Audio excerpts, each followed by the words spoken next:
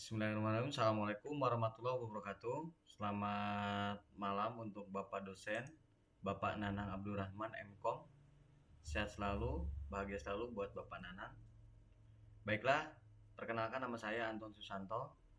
Di sini saya akan mencoba menjawab pertanyaan daripada ujian akhir semester. Mohon maaf apabila jawaban kurang berkenan karena karena dengan keterbatasan saya dalam mata kuliah instalasi web server. Baiklah, untuk yang pertama, sebutkan langkah-langkah menginstalasi sistem operasi pada server berdasarkan SK KNI nomor 062 tahun 2017 unit kompetensi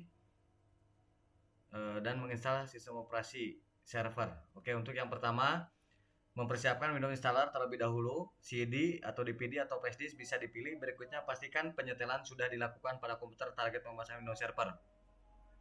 Hal ini bertujuan pengarahan tepat sasaran booting pertama ke installer Windows yang sudah tersedia. Untuk mencapainya, masuk terlebih dahulu ke pengaturan BIOS ke komputer, lalu kelola Fishboot memakai flash disk atau optical drive yang ada.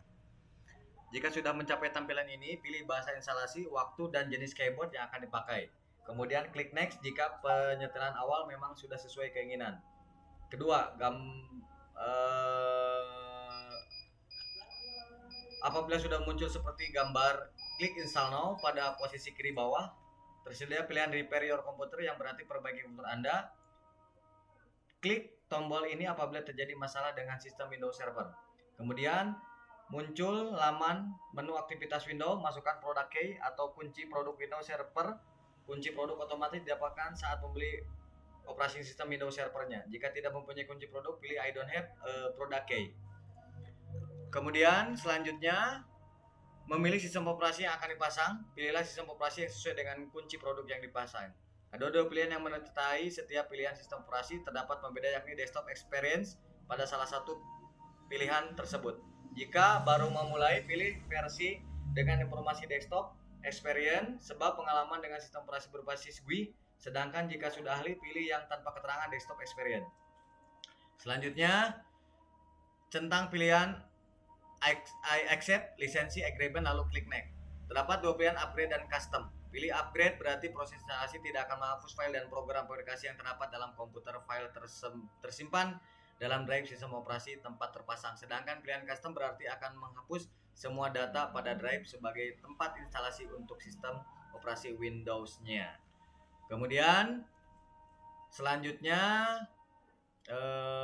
buatlah beberapa partisi untuk memisahkan partisi untuk sistem dan untuk data. Cara membuat partisi baru adalah klik next, lalu tentukan alokasi harddisknya. Bagaimana jika ruang harddisk terbatas atau cukup buat satu operasi untuk memasang sistem operasi menyimpan file. Berikut pilihan partisi harddisk tersebut dan pilih next.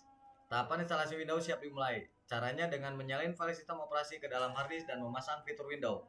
Kesemuanya berjalan secara otomatis. Dalam proses ini, komputer akan melakukan reset beberapa kali dengan prediksi waktu antara 15 sampai 25 menit. Kemudian memasukkan password akun administrator pada komputer. Namun perhatikan aturan pembuatan password sebelum memutuskan password yang paling pas. Kemudian usai proses instalasi, ketik password administratornya yang sebelumnya telah dibuat. Kemudian tekan Ctrl Alt D lalu ketik password akun administrator. Setelah sukses masuk di bawah ini merupakan tampilan pertama Windows Server 2019 yang sudah terpasang. Oke, baiklah, itu untuk pertanyaan yang nomor 1. Pertanyaan yang nomor 2, di sini common network service pada server telah ditentukan diantaranya web server, database server, DNS server, dan DHCP server. Jika diimplementasikan pada SO Linux atau Debian, maka paket apa saja yang cocok diinstal untuk layanan di atas? Oke, saya akan menjawab nomor 2. Yang nomor 1, common network service pada server. Nomor 1, jenis layanan web server, nama paket Linux atau Debian, fungsi sebagai sistem operasi pada desktop yang kita gunakan. Kemudian yang kedua, database server, nama paketnya MySQL, untuk fungsi untuk data warehousing atau gudang data, yaitu pengumpulan data dari berbagai sumber untuk e-commerce maupun aplikasi lodging. Yang ketiga yaitu DNS server, nama paketnya bin. Untuk fungsinya untuk membuat DNS domain name server bekerja pada konsep client server DNS diterapkan pada server terpusat yang disebut server DNS atau name server yang memiliki wewenang untuk mengelola beberapa nama domain dan mengacu kepada beberapa domain dan mengacu kepada beberapa domain lainnya yang dikelola server DNS lain. Kemudian yang nomor 4, DHCP server, nama paketnya ISC DHCP atau Dynamic Host Configuration Protocol. Adalah fungsinya layanan yang secara otomatis memberikan nomor IP kepada komputer yang memintanya. Komputer yang memberikan IP tersebut dinamakan DHCP server.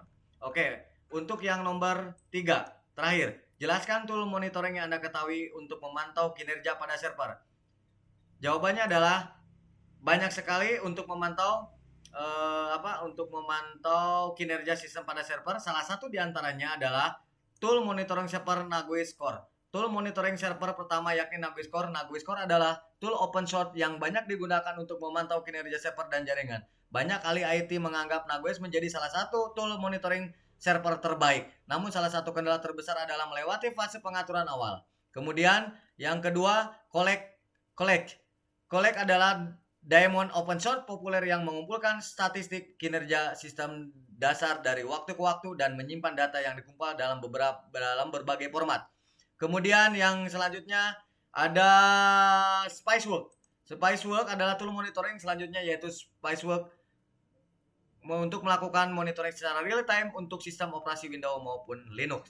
Yang selanjutnya ChatGPT. ChatGPT merupakan alat grafik front end untuk data sistem. Kemudian ada lagi yang disebut dengan Zabbix. Zabbix adalah tool monitoring server yang sering digunakan untuk perusahaan. Kemudian Ichinga. Ichinga awalnya dibuat untuk membantu Nagios, namun tool ini telah menambahkan fitur baru selama bertahun-tahun. Kemudian ada lagi OpenNMS. OpenNMS adalah tool pemantauan jaringan dan platform manajemen jaringan yang dikembangkan dalam model open source.